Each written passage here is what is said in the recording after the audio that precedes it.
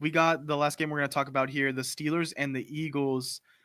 Eagles beat a good Steelers team, but Sirianni and the D-line coach getting into it on the sideline. Well, he had to hold him back from Jalen Carter. Did you see that aspect of it? The D-line coach was protecting his guy. Sirianni trying to light up Jalen Carter. There's always something going on. Before we get into that, this game was chippy. did you see afterwards to start his press conference, Jalen Hurts goes out there and is like, "Is that what you guys wanted to see?" Yeah. Did you see his chain? He was icy, bro. What? Diamonds dancing, glistening, bro. That was crazy. I just had to throw that out there. That was the wildest pendant I ever seen. He's icy. Yeah. But yeah, I mean, it's always something with this locker room. Every time we go to talk about Eagles, it's never just hey, we won, guys. You're a pizza party. Let's go. Take tomorrow off. It's always like they're about to kill each other. And I guess you want to have like, what does John Middlecoff always say? Like, you need it to be like 75% good guys, 25% like crazy people in the locker room. And it feels like that's like, it's more 50-50, like good guys and crazy motherfuckers in there. Like, I just don't know how much longer this team can keep winning and still not like, what happens when they lose? Yeah, that's what happened last. Like, they will start to unravel because they're not winning on the power of friendship in there. You know, they're winning on talent, and sometimes you got some people who don't get along when they're really talented. I mean, and Sirianni's not the guy who's going to be like, let me control the locker room. Like, Mike Tomlin has had wild characters in there that we didn't even know were crazy. We're just learning how Le'Veon Bell is. And we didn't know anything about this when Mike Tomlin had them in his locker room. And Pete Carroll's the guy that was like, let me take a chance on a guy because our culture is set and we know he's going to conform to like our way of thinking. And the Eagles they don't have it. Like, Sirianni is going to talk shit to the fans. He's going to be crazy on the side. He's going to argue with his own coach.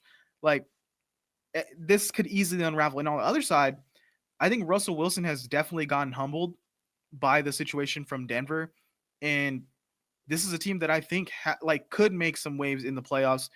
I seen they were saying George Pickens was mad because he couldn't be in a fight. And they're like, you know, the SpongeBob meme where it's Patrick and SpongeBob running and Squidward's just watching outside. It's like George Pickens watching the Eagles and Steelers fight.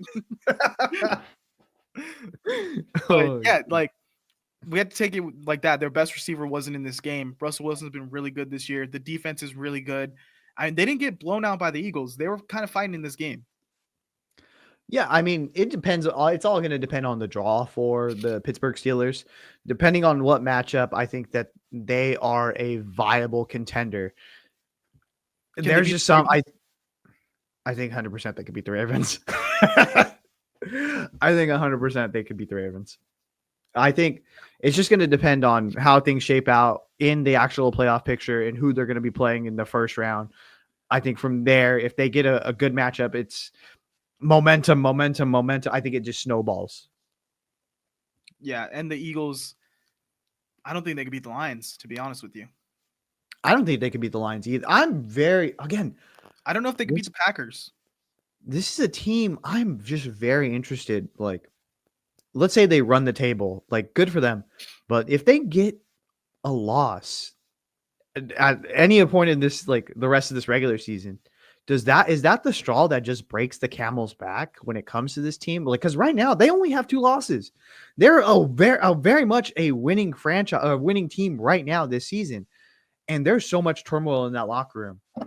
What happens when like the wheels fall off and they actually lose? Does it make them come together and rally and bring them closer? Or is it like finally like, hey, fuck you, this is what I've talked about this entire season. Now you cost us. Like, is that something like that? Like that, I'm very interested to see if that Here's the matchup I'm dying to see in the playoffs. Commanders versus Eagles. Because Commanders would get up for that game.